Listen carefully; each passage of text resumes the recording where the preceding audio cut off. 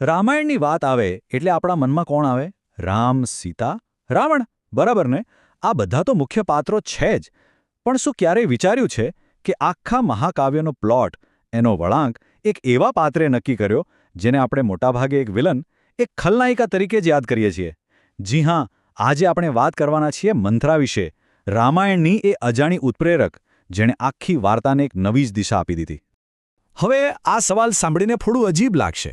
રામ, સીતા, રાવણ જેવા મોટા પાત્રો સામે મંથરા, પણ થોડું ઊંડું વિચારીએ તો કદાચ આ સાચું પણ હોય. જુઓ, ઘણીવાર મોટી મોટી વાર્તાઓમાં કેટલાક એવા પાત્રો હોય છે જે દેખાય તો નાના, પણ પડદા પાછળ રહીને આખી બાજી પલટી નાખે છે. મંથરા બસ એવું જ એક પાત્ર હતી, એક એવી ચાવી જેના વગર રામાયણની કથાનો તાળું ખુલત જ નહીં. તો પછી સવાલ એ થાય કે આ મંથરા હતી કોણ? ક્યાંથી આવી હતી? અને સૌથી અગત્યનું, એની વફાદારી કોણા માટે હતી કે જેણે તેને આટલું મોટું, આટલું વિનાશક પગલું ભરવા માટે મજબૂર કરી દીધી? ચલો એને નજીકથી ઓળખીએ. તો જો, મંથરા કોઈ સામાન્ય દાસી નહોતી. એ રાણી કૈકેયીની સાથે એમના પિયર એટલે કે કેકેય રાજ્યથી આવેલી એમની બાળપણની દાસી હતી.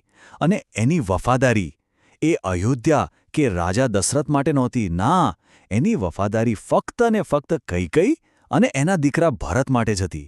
અને આ જ વફાદારી, જે કદાચ આંધળી હતી, એ જ રામાયણની સૌથી મોટી રાજકીય ઉથલપાથલનું કારણ બની.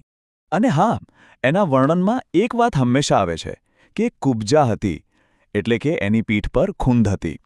આપણા મહાકાવ્યોમાં ઘણીવાર શારીરિક દેખાવને ચરિત્ર સાથે જોડવામાં આવે છે.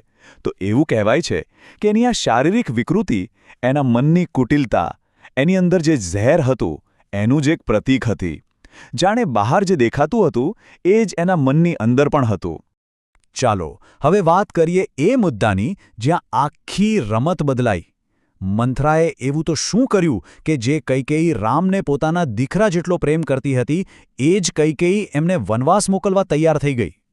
મંથરાની કળા હતી કાન ભંભેરવાની, અને એના હથિયાર હતા ડર અને અસુરક્ષા. એનું પહેલું અને સૌથી મોટું હથિયાર ડર. એણે સીધો હુમલો કર્યો કૈકેયીના અહંકાર અને એના સ્ટેટસ પર. એણે કૈકેયીના મનમાં એક ચિત્ર ઊભું કર્યું. વિચારો, રામ રાજા બનશે એટલે કૌશલ્યા રાજમાતા બનશે, અને તમે એની દાસી બનીને રહેશો. બસ આ એક વાક્ય કોઈપણ રાણીના ગૌરવને ઠેસ પહોંચાડવા માટે કાફી હતું. સત્તા ગુમાવવાનો ડર એણે બરાબર પકડ્યો. અને પછી આવ્યો એનો બીજો અને કદાચ સૌથી ઘાતક વાર.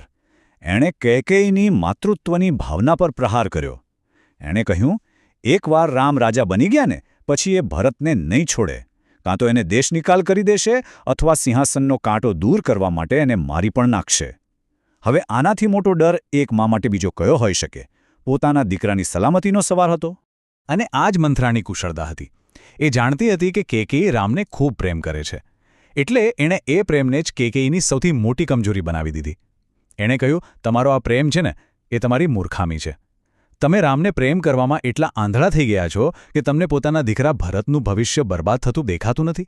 વિચાર કરો, એણે પ્રેમને જ એક હથિયાર બનાવી દીધું. તો મંથરાએ માત્ર આગ લગાવીને છોડી ન દીધું. ના, એની પાસે એક પાક્કો પ્લાન પણ હતો. એ માત્ર કાન ભંભેરનારી નહોતી, એક ચતુર રણનીતિકાર પણ હતી. અને એની રણનીતિ હતી 2 વરદાન. એણે જ કૈકેયીને રાજા દશરથના એ જૂના 2 વરદાનો યાદ કરાવ્યા. એણે કહ્યું, પહેલું વરદાન માંગો, ભરત માટે રાજગાદી, જેથી સત્તા સીધી તમારા હાથમાં આવે. અને બીજું, રામ માટે 14 વર્ષનો વનવાસ. કેમ? કારણ કે 14 વર્ષ બહુ લાંબો સમય હોય છે. એટલામાં ભરત રાજ પર પોતાની પકડ જમાવી લેશે અને લોકો ધીરે ધીરે રામને ભૂલી જશે. આ જુઓ, આ માત્ર ઈર્ષ્યા નહોતી. આ તો એકદમ ઠંડા દિમાગથી બનાવેલી રાજકીય ચાલ હતી. અને મંથરાની યોજના એ સફળ થઈ. પણ એની કિંમત બહુ મોટી હતી. એના એક જ કૃત્યએ એવી ડોમિનો ઇફેક્ટ શરૂ કરી જેણે આખા અયોધ્યાને હચમચાવી નાખ્યું. ચલો જોઈએ કે એના પરિણામો કેટલા વિનાશક હતા.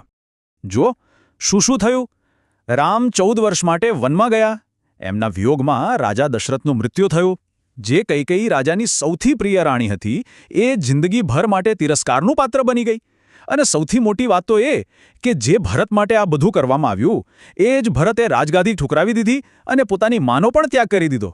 મંથરાના એક જ ઝેરી બીજે આખા રઘુવંશના સુખનો બગીચો ઉજાડી નાખ્યો. તો આ બધું જોયા પછી મંથરા માટે અંતિમ નિર્ણય શું હોઈ શકે?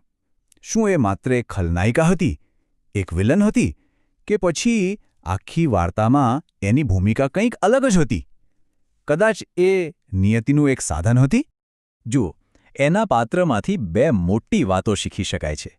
પહેલી, કે સંગતની અસર કેટલી ખતરનાક હોઈ શકે. કઈ જેવી સારી વ્યક્તિ પણ મંથરા જેવી ખરાબ સલાહકારના કારણે કેવી રીતે ગરકાવ થઈ ગઈ. અને બીજી શીખ ઈર્ષાના ઝેર વિશે. કૌશલ્યા પ્રત્યેની મંથરાની નાનકડી ઈર્ષાએ આખા સામ્રાજ્યને વેરવિખેર કરી નાખ્યું. અને હવે આવે છે સૌથી રસપ્રદ વાત. જરા વિચારો, જો મંથરા ન હોત તો શું થાત? રામનો રાજ્યાભિષેક થઈ ગયો હોત અને એ રાજા રામ બની ગયા હોત. બસ વાર્તા પૂરી.